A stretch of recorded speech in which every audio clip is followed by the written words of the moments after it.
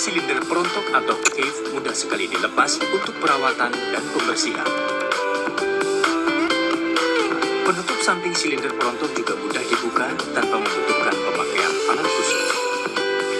Hal ini memudahkan dalam pembersihan bagian permukaan penyaring jerami.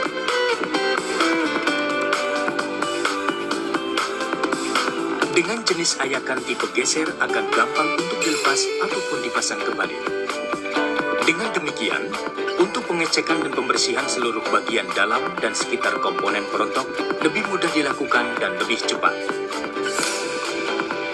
Bagian penutup pelindung radiator terhadap debu dengan mudah dibuka tanpa membutuhkan alat khusus. Dengan demikian, pengecekan dan pembersihan radiator bukanlah hal yang sulit.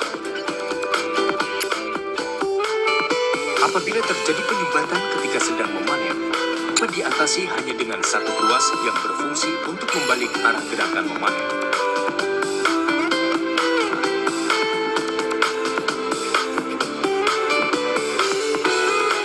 Seperti telah Anda saksikan, Kubota benar-benar memberikan perhatian penuh dengan memastikan kemudahan ketika beroperasi dan perawatan untuk meningkatkan produktivitas, menekan biaya operasional, dan memperbesar pendapatan. DC60 diciptakan dan dikembangkan melalui inovasi teknologi yang sangat cermat dan detail oleh para ahli Kubota Jepang dan telah menjadi pemimpin di bidang mekanisasi mesin-mesin pemanen di Jepang selama lebih dari 40 tahun. Mari kita dengar pengalaman dari pemilik mesin panen Kubota DC60. Kepuasan para pelanggan begitu jelas berkat kepercayaannya terhadap DC60 oleh karena terbukti akan keandalan maupun daya tahannya.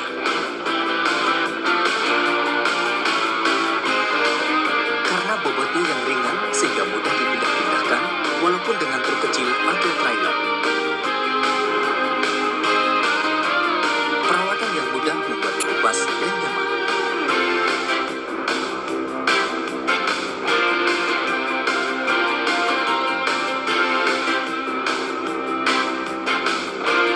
Kubota DC60 memberikan kontribusi luas terhadap pertanian modern melalui produktivitas kerja yang tinggi, efisien, dan hasil kerja yang memuaskan.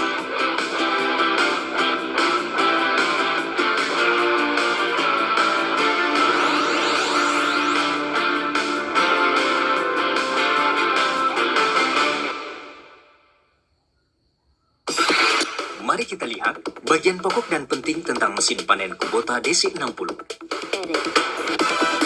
Dengan panjang total 4,8 meter, lebar 2,175 meter, tinggi 2,8 meter, dan berat 2.450 kg, mesin Kubota DC60 cukup ramping, ringan, serta mengedepankan teknologi yang menjamin produktivitas dan efisiensi yang tinggi.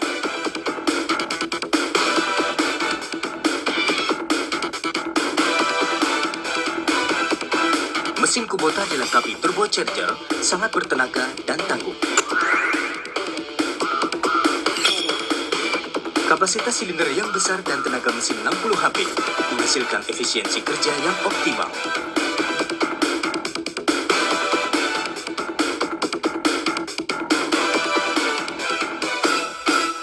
Dalam prosesnya, pemisah atau divider akan memilah tanaman padi untuk kemudian diumpankan ke arah pisau pemotong atau cutter bar oleh batangan roll atau reel. Proses selanjutnya adalah pisau pemotong atau cutter bar akan memangkas batang tanaman padi pada bagian bawah. Batang-batang padi yang sudah terpotong tersebut selanjutnya dipindahkan melalui ager ke feeder conveyor. Feeder conveyor tersebut akan memindahkan batang-batang padi ke bagian sistem perontok untuk kemudian merontokkan semua bulir padi hingga bersih, lepas dari malainya.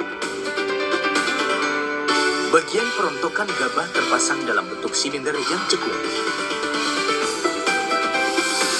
Pelat-pelat bersekrup mengarahkan batang-batang potongan padi ke bagian silinder perontok, di mana deflektor kemudian akan memindahkan ke arah belakang untuk selanjutnya dilakukan perontokan gabah dengan silinder perontok yang berputar.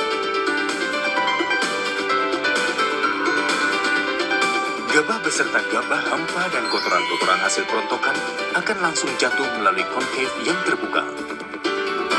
Sedangkan jerami dan kotoran lainnya akan dipindah ke arah belakang untuk dibuang keluar dari mesin pemanen.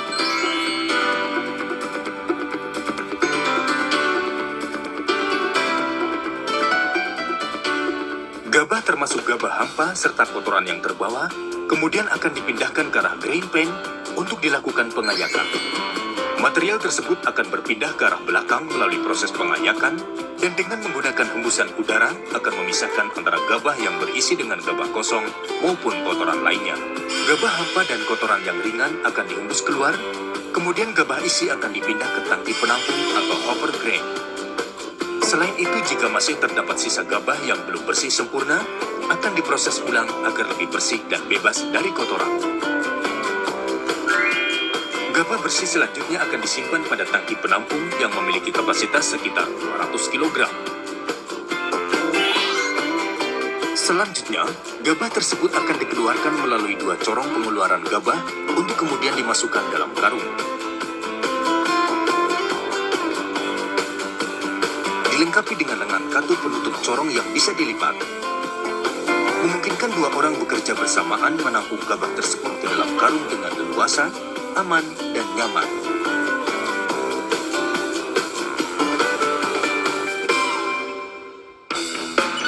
Posisi tempat duduk operator didesain agar operator mampu memandang ke depan dengan jelas, yang membuat operator merasa nyaman saat mengoperasikan mesin.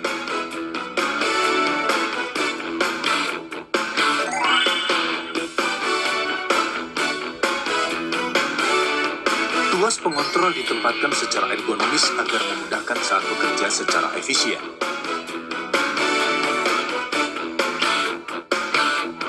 Tuas HST. Tuas HST berfungsi untuk hal-hal seperti berikut. Bergerak maju, mengatur tingkat kecepatan, berhenti, dan gerakan mundur dapat dilakukan secara halus tanpa perlu memakai pedal kopling. Bermacam posisi tuas range shift, diantaranya untuk posisi parkir, berjalan perlahan, posisi netral, dan kecepatan tinggi yang dengan mudah dipindah-pindahkan secara bergantian. Tuas manuver secara hidrolik bukan hanya sekedar untuk berbelok, tapi juga untuk mengatur ketinggian potong. Tarik tuas ke arah belakang untuk menambah ketinggian potong.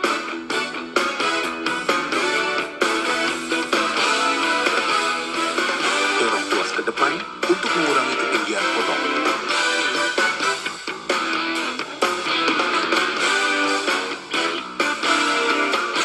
Dorong tuas ke arah kiri untuk belok kiri.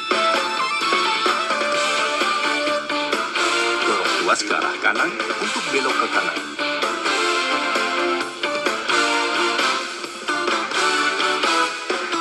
Tuas reel edge untuk mengatur ketinggian reel.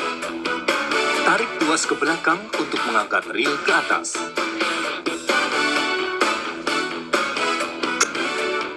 Dorong tuas ke depan untuk menurunkannya lagi.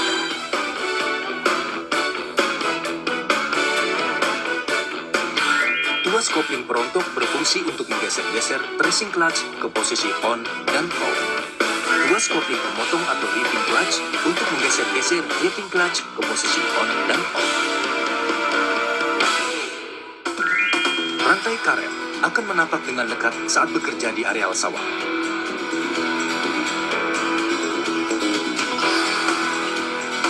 Dengan daya tekan tanah rendah dan traksi yang tinggi memastikan penanganan yang mudah, khususnya saat kerja di kondisi